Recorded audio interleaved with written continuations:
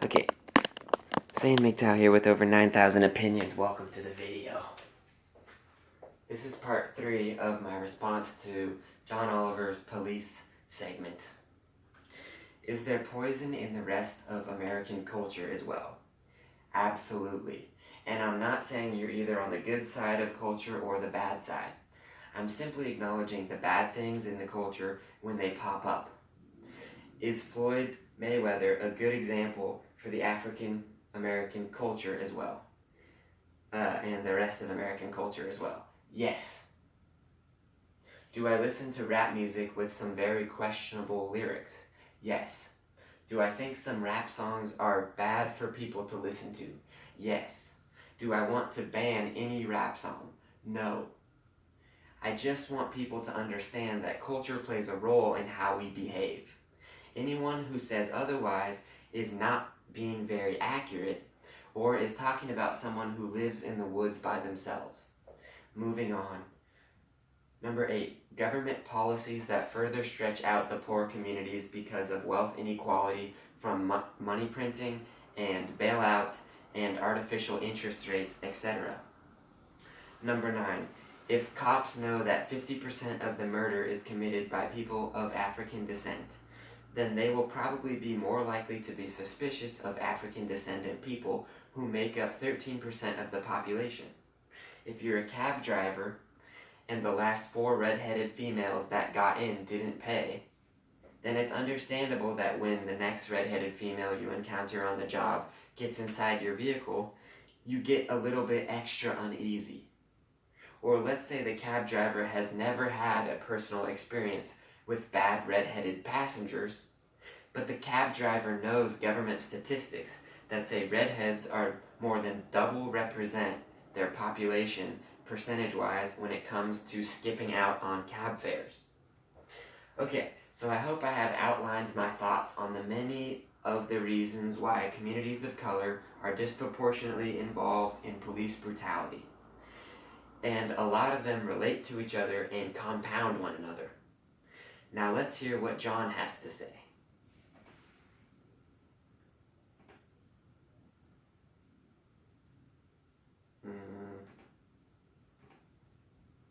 Hard facts. In Minneapolis, where George Floyd was murdered, police used force against black people at 7 times the rate of whites. Black Americans are 2.5 times more likely than whites to be killed by police. And about 1 in every 1,000 black men can expect to be killed by police.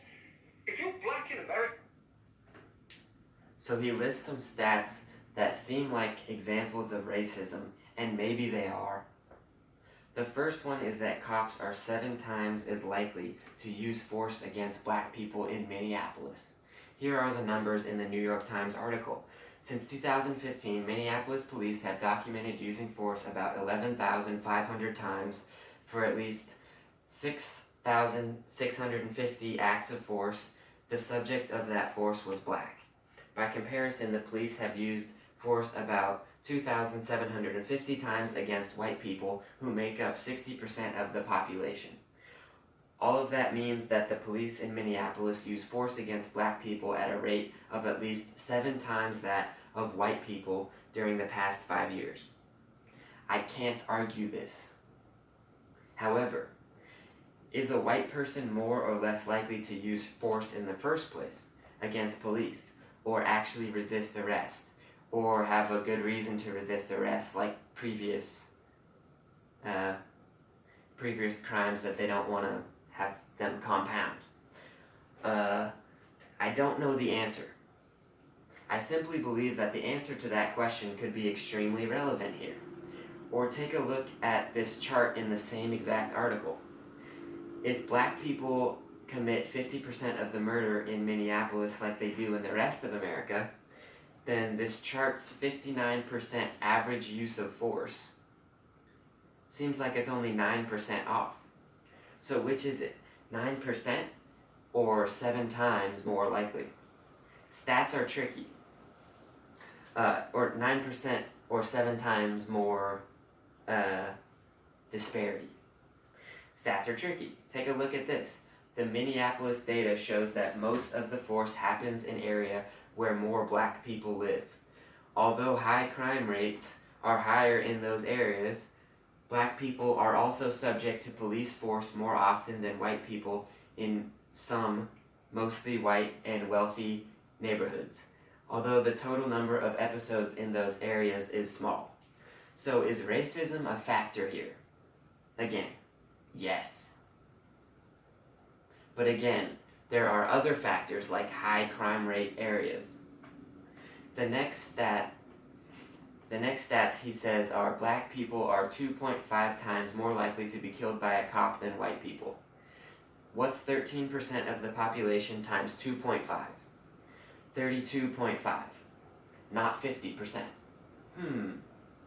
The next stat is 1 out of every 1,000 black men can expect to be killed by the police. Again, horrifying and shocking, and I don't have a rebuttal to this one, except for this. Why? John offers no explanation as to why, except for the insinuation that these horrible acts are a result of racism and nothing else. Or maybe a bad police system too. Which I agree with. Well, I beg to differ. There are more than those two reasons.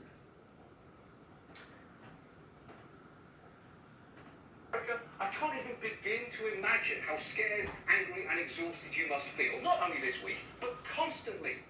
Medical groups say police violence against black and brown Americans is just one of many physical and psychological factors that make racism a serious public health issue. And look. I agree with all of that. But is racism a common, serious public health issue? Clearly, the police are just one part of a much larger system of racial inequality. But for tonight, we're going to focus primarily on them. He says clearly the police are just one part of a much larger system of racial inequality. There are unequal outcomes in our system clearly, but is it structurally built to target minorities? I don't think so. It was, sure, but now it's not. Are we still feeling the effects of when it was? Yes. But remember my big list from before. All those things are huge reasons for the racial disparities in our society. I don't think right now, or anytime recently, the system has been unfair. It's just the results of the system disproportionately harm communities of color. Not just because of their skin color, but because of my list above, like poverty, culture, history, etc. And try to address 3 basic questions. How the fuck we got to this point, what the obstacles to reform have been, and what we can do going forward. And let's start by just acknowledging that the police have long enjoyed an exalted role in American society. In pop culture, they're the heroes of beloved movies and TV shows like Cranky Gun Grandpa and Cocaine Cops Who Fuck and Manic Bigot and His One Black Friend. America loves nothing more than a renegade cop who doesn't play by the rules. I'll have you know that Danny Glover is still friends with and respects Mel Gibson as a person and friend to this day. Look up the YouTube video about it. Maybe his views have changed, but I doubt it. Having said that, those drunken messages were horrible, but sometimes we fuck up and say some shit we didn't mean, and drug abuse takes us to a place that really isn't the true us. Is Mel Gibson a good guy, though? No idea. He's definitely had some slip-ups. Stick around for part 4.